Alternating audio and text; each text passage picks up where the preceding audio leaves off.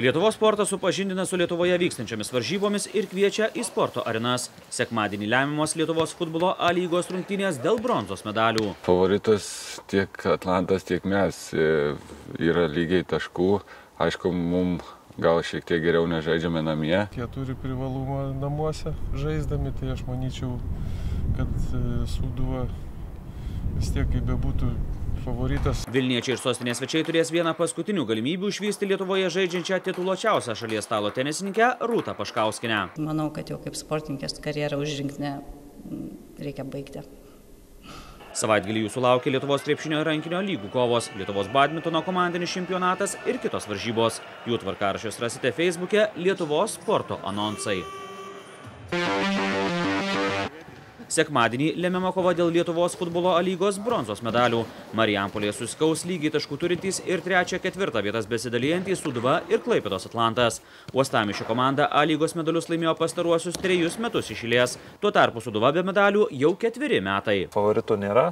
Vienos rungtynės ir jos labai svarbios abiems komandoms. Tai bus bekompromisinė kova ir stengsimės šioj dvikovoje mes išeit pakėlę galvas. Tokios rungtynės kartais būna ir iki įvarčio ir sėkmės reikės. Bus toks gal didesnis nervų karas, tai aš manyčiau, kam pasiseks susitvarkyti su savo nervais, tai tam ir pavyks laimėti. Pagrindinis dalykas tai yra žaidėjų motyvacija. Jie žino, dėl ko jie kovoja ir kodėl jie kovoja. Todėl, kad taškas į tašką einant, tai čionais, toksai, kaip sakyti, jau didesnės motyvacijos ir nereikia. Favoritas tiek Atlantas, tiek mes.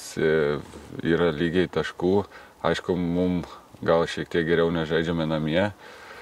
O favorito šiuose varžybose sunku nuspėti, nes tikrai tiek Atlantas, tiek mes turi vienodus šansus. Jie turi privalumą namuose žaisdami, tai aš manyčiau, kad Sūduva vis tiek kaip bebūtų favoritas, toksai ir šiaip ir sezonas įrodo, kad mes vis taip sunkiai su jais žaidžiam, sunkiai mums sekasi. Paskutinius sezonus visą laiką su Atlantu lošdavom išvyko ir jiem padėdavo jiem namų sienos, tai duok Dieve dabar mums padės mūsų. Jeigu Sūduvos ir Atlanto dvikova baigsis lygiosiomis, bronzos medalių likimas spręsis paskutinėme ture po savaitės, kuriame Sūduva svečiuose susitiks su Jonavos Lietuva, o Atlantas išvykoje žais su Kauno Stumbru.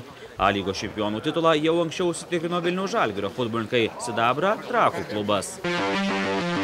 Kitą antradienį Vilniečiai ir sostinės svečiai turės vieną paskutinių galimybių išvysti Lietuvoje žaidžiančią tituluočiausią šalies stalo tenisininkę Rūtą Paškauskinę. Daugkartinė Europos čempionė gins Lietuvos rinktinės garbę Europos komandinio čempionato atrankos varžybose.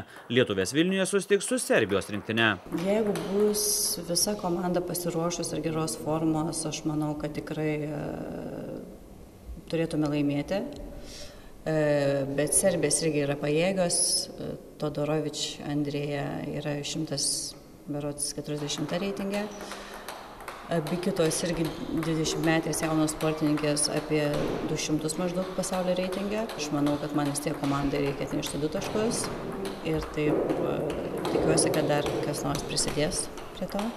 Bet turėtume, manau, kad įveikti Serbijos. 39 metų Paškauskinė artimiausiu metu ketina baigti įspūdingą sportininkės karjerą, per kurią Lietuvė iškovojo net 17 Europos čempionato medalių, 7 iš jų aukso. Taip, Europos čempionatas jau buvo paskutinis mano ir dar šį sezoną, gegužės gale, laukia Vokietijoje Düsseldorfe pasaulio čempionatas asmeninis, kurį dar norėčiau sužaisti ir manau, kad jau kaip sportininkės karjerą už žingsnį reikia baigti. Daugiausia Europos čempionato medalių mišrių dvejetų varžybose iškovojusi Paškauskinė tikisi, kad Lietuvoje bus kam ją pakeisti, nes auga perspektyvios jaunos stalo tenisininkės. Vilniuje auga dvinukės Riliškytės, tokios Jolanta Prusėnės treniruoja, dabar jom yra 13 metų, labai talentingos ir jaunos ir geros sportininkės. Aš labai tikiuosi, kad jiem pavyks. Kad jiem pavyks irgi iškovoti medalius Europos čempionatuose ar dar aukščiau. Ir labai gerai, kad dabar jie turi lėšų, labai daug turi varžybų ir įvairių stovyklų, ir trenerius kviečia čia į Lietuvą ir patys važiuoja stažuotis. Taip, kad kelią tikrai turi gerą. Tiek dar sunku pasakyti, tas perėjimas iš jaunių iki suaugusių yra labai didelis toksai tarpas, kad ir tos Riliškytės, kaip minėjau, Vilnietės 13 metų, taip pat dar labai gali visko nutikti, bet tikrai perspektyvios ir labai geros mergaitės. Daugkartinė Europos čempionė per savo karjerą dalyvavo 3 olimpinėse žaidynėse.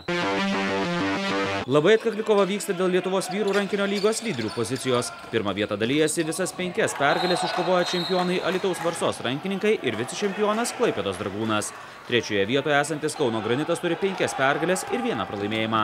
6 turo 2 rungtynės vyks šeštadienį sostinėje. Vilniaus klubas priims čempionę Varsą, o Šviesa Varėnos Ūlą. Trečiadienį Kauno sporto halėje susigrums lyderiai. Granitas priims čempiono titulą siekiantį susigrąžinti Dragūną. Šeštadienį prasidės Lietuvos krepšinio lygos 12 turas. Didžiausia intriga uostamiestyje, kur LKL vicečempionas Klaipėdos Neptūnas priims 3 vietoje esantį ir į medalius nusitaikiusį į Panevėžio Lietkabelį. Po 11 turų lygoje pirmauja 10 pergalių turintys Kauno Žalgirio krepšininkai. Čempionai 2 pergalėmis lenkia Vilniaus Lietuvos Rytą ir Lietkabelį. 6 pergalės ir 5 pralaimėjimus turintis Neptūnas yra 4. Toliau rikiuojasi po 5 pergalės turinčios Prienų Vytauto ir Pasvalio Pieno Žvaigždžių komandos.